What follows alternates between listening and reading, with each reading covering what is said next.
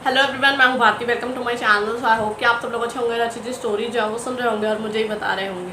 तो आज इस वीडियो में आप लोग के साथ पॉकेट एफएम की एक ऑडियो बुक का जो रिव्यू है, डिफरेंट तरीके का रिव्यू जो है वो शेयर करने वाली हूँ। अब वो डिफरेंट कैसे हैं ये आप पूरी वीडियो देखोगे तो आप लोगों को पता चल ही जाएगा, ठीक है। बाकी ये जो ऑडियो बुक है ये मैंने न्यू रिलीज़ वाली जो लिस्ट है उसमें से पिक की है, और इसका क्या रीज़न है ये आप लोगों को आगे पता चल ही जाएगा कि मैंने क्यों पिक किया है इसे, ठीक है। क्योंकि कई चीज़ें होती हैं, है ना, तो आगे ही बताऊंगी मैं आप लोगों को। बाकी ये जो है इसके ज़्यादा अभी एपिसोड्स नहीं हैं, इसकी मैं आप लोग को डिटेल्स जो है वो प्रोवाइड कर देती हूँ, और जो लिंक्स वगैरह होंगे वो आप लोग को डिस्क्रिप्शन बॉक्स में मिल जाएंगे, वहाँ से जाके जो है आप लोग इसको सुन सकते हैं, ठीक है। तो जो स्टोरी का नाम है वो है संजना शर्मा सुपरस्टार, नाम है ना, हाँ।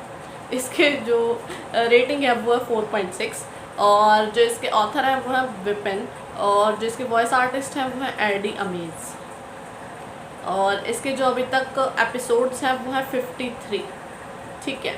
अब बात कर लेते हैं भाई इसके टैग्स की। तो जो आप लोगों ने दिए यानी जो हमारे इनकी ऑडियंस है उन्होंने दिए हैं वो है रिवेंज और धोखा और लव स्टोरी, ठीक है, मतलब रोमांस, ये दिया हुआ है।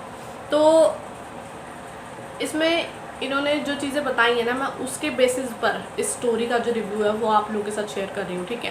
क्योंकि यार बहुत सारी चीज़ें होती हैं, मेरे हिसाब से जो चीज़ थी वो मैं आप लोगों को बताऊँगी, और कितना मैं सही साबित होती हूँ कितना मैं गलत साबित होती हूँ ये आप लोग ही मुझे बताओगे, क्योंकि अभी तक मैंने इसको जो है पूरा नहीं सुना है। पूरा तो क्या, मैंने इसे अभी सुना ही नहीं है, ठीक है। बट मेरा मकसद सिर्फ और सिर्फ ये है इस वीडियो को बनाने का कि मैं आप लोगों को ना कुछ डिफरेंट चीज़ें बताऊँ, और आप लोगों के ओपिनियंस भी तो मैटर करते हैं ना, हमेशा मेरा ही ओपिनियन तो नहीं ना। तो ये चीज़ें हैं, इसलिए मैं आप लोगों के साथ, मुझे जो अट्रैक्ट किया उन स्टोरीज़ को मैंने थोड़ा सा पिक किया, और मैंने उनके रिव्यूज़ को रीड किया, फिर मुझे कई सारी चीज़ें जो है वो पता चली, तो मैंने सोचा आप लोग के साथ जो है शेयर करती हूँ। क्योंकि आप लोग भी मुझसे बोलते हो कि दीदी जो न्यू ऑडियो बुक्स हैं, अब देखो यार आप लोग को भी पता है कि इतना सब ना करना पॉसिबल नहीं होता है। आप लोग को पता है कि मैं ऑडियो बुक्स भी सुनती हूँ, फिर नॉवेल्स भी रीड करती हूँ, फिर आप लोगों को डेली अगर मैं इतनी सारी वीडियोज़ दे रही हूँ तो मुझे पता है ना वो मैं कैसे कर रही हूँ। और दूसरी चीज़ें कि अब जो मैं अपने चैनल पर ऑडियो बुक्स रिलीज़ कर रही हूँ उनका भी काम हो जाता है, तो बहुत कुछ है यार। तो इसलिए ना मुझे कुछ डिफरेंट तरीका मैंने सोचा कि भाई अगर मुझे कोई अच्छी लग रही है, कुछ चीज़ें हैं जो मुझे उसके अट्रैक्ट कर रही हैं, तो मैं उसका डिफरेंट तरीके से आप लोगों के साथ तो ओपिनियन शेयर कर ही सकती हूँ, क्योंकि वो पेंडिंग में रहती जाएंगी तो फिर वो पीछे निकल जाएंगी, ठीक है। अब न्यू है तो मैं आप लोग का उसी टाइम बता दूँ तो ज़्यादा अच्छा रहता है ना।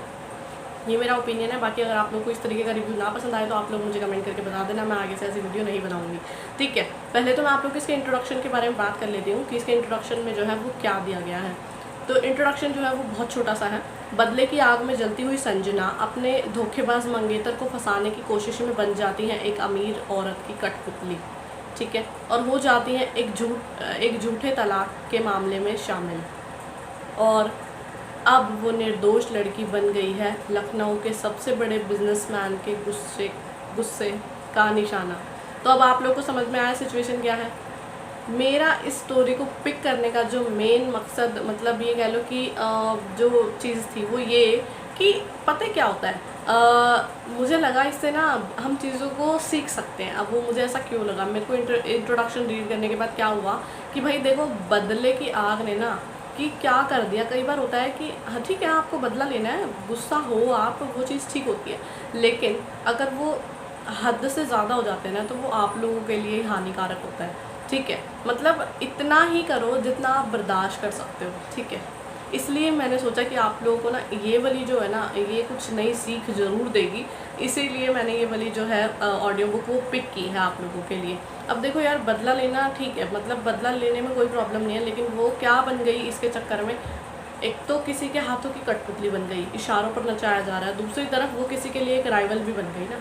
अब उनकी ज़िंदगी में क्या क्या होगा, मतलब ओवर गुस्सा करना या फिर चीज़ों को बहुत ज़्यादा ओवर लेना। देखो मैं कहती हूँ ठंडे दिमाग से सोचो, ठंडे दिमाग से फैसले लो, ठीक है।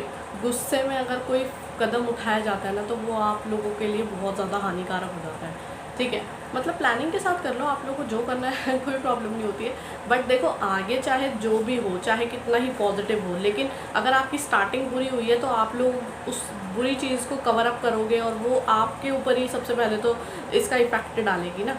तो ये चीज़ होती है कि आप लोग पूरे प्रॉपर प्लानिंग के साथ सारी चीज़ें करो, ऐसे ना हो। और इसको गलत वे में मत लेके जाना, मैं आप लोग को पॉजिटिव वे में बता रही हूँ कि भाई ठीक है ऐसा होता है, बट ऐसा ना हो कि आप लोग दूसरों के बहकावे में आके चीज़ें ऐसी कर दो कि आप लोगों को पछताने का मौका भी ना मिले।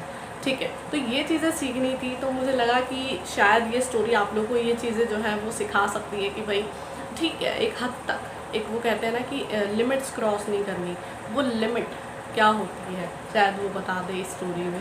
तो ये चीज़ है, बाकी मुझे नहीं पता ये कितना डिफ़ाइन करेगी इन चीज़ों को और कितना नहीं करेगी, लेकिन आप लोग मुझे कमेंट करके बताना अगर आप लोग इस स्टोरी को रीड करते हो तो इसमें क्या ये चीज़ें होती हैं।